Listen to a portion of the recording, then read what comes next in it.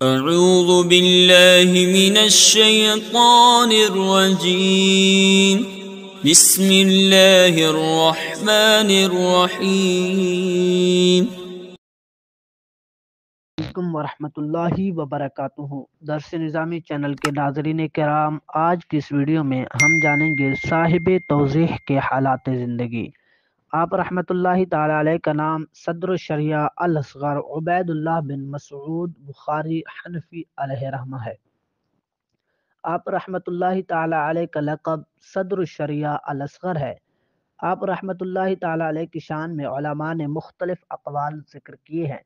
آپ رحمۃ اللہ تعالی علیہ کی شان میں علامہ کفوی نے فرمایا، آپ ایسے امام تھے جن کی امامیت پر اتفاق ہے، اور آپ رحمۃ اللہ تعالی علیہ کے علامہ ہونے میں اختلاف ہے۔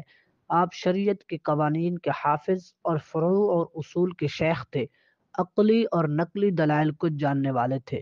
علامہ تفتزانی نے آپ رحمۃ اللہ تعالی علیہ کی شان میں فرمایا کہ آپ محقق امام تھے، باریکیوں کو جاننے والے تھے، درایا کے عالم تھے۔